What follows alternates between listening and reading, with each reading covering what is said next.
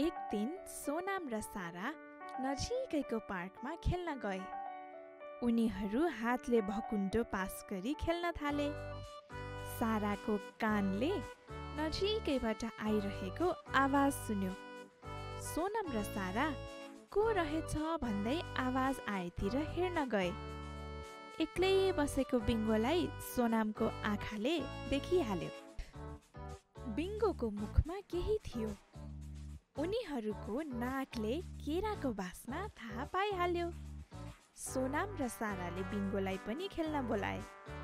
अब तिनैजना मिलेर खुट्टाले भकुन्डो खेल्न थाले।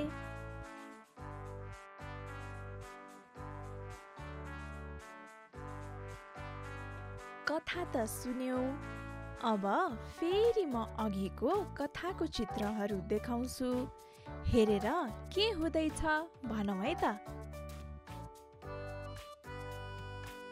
सोनाम र साराले केले भकुन्डो खेले? हातले। हात। साराले केले आवाज सुनिन्? कानले। कानले आवाज सुनिन्। तिनैजनाले केले भकुन्डो खेल्न थाले? खुट्टाले। भाइ बहिनीहरू, अब हामी एउटा फिङ्गर ट्रेसिङ एक्टिभिटी गरौँ है त। हेर्नुस् त यो वर्कसिटमा। पहिले हामी यो माथिको कर्भ लाइनमा फिङ्गरले ट्रेस गर्छौँ है। बिस्तारै कर्भ लाइन।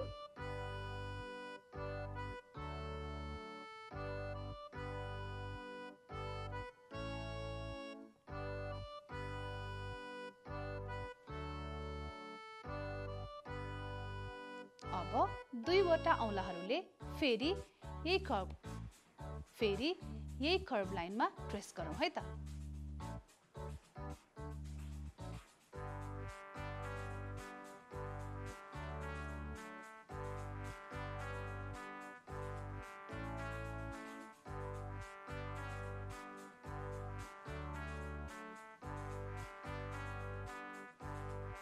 अब हामी यो जिग ज्याग लाइनमा पनि ट्रेस गरौँ है। पहिले एउटा औँलाले,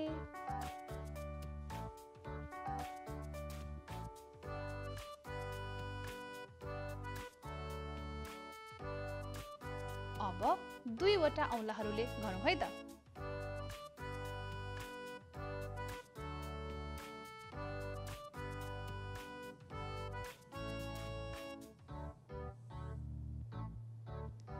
भाइ बहिनीहरू, अब यो तलको कर्भ लाइनमा पनि ट्रेस गरौँ है।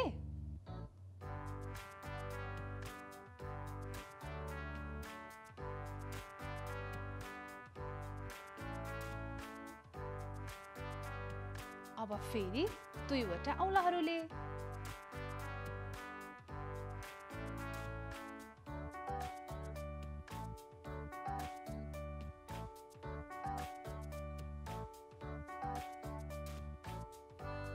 अब यो तलको सर्कल शेपमा पनि ट्रेस गरौँ है त।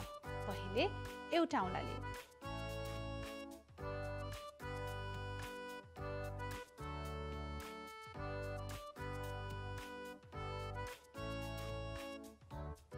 अब दुईवटा औँलाहरूले,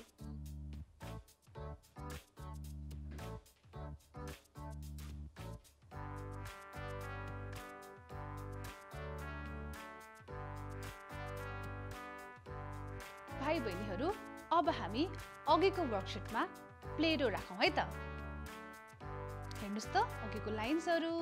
अब हामी यो लाइन्सहरूमा प्लेडो राख्न गइरहेका छौँ।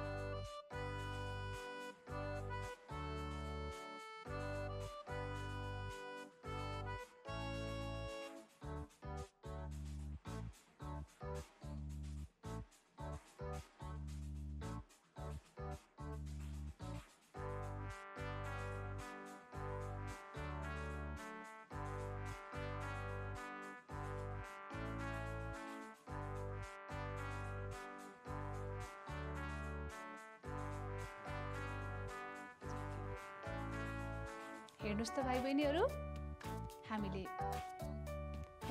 बहिनीहरू मैले यो माथिको कर्भ लाइनमा प्लेडो राखिसके।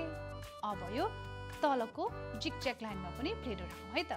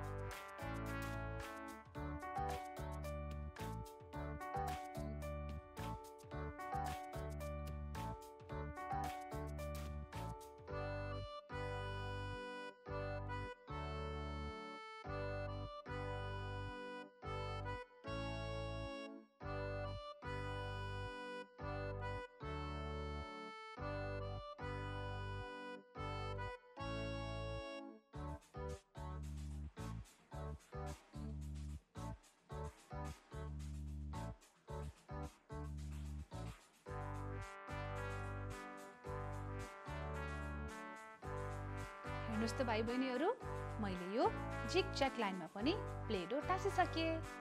अब यो तलको कर्भ लाइनमा पनि प्लेडो टाँसौँ है त।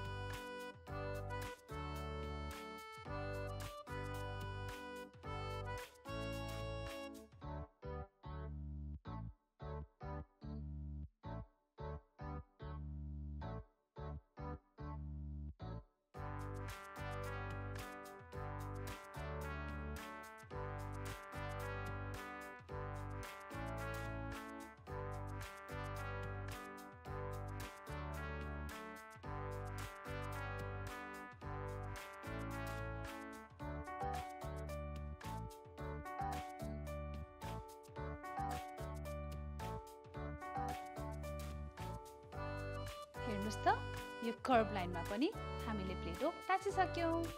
अब तलको यो सर्कल शेप बनाऊ।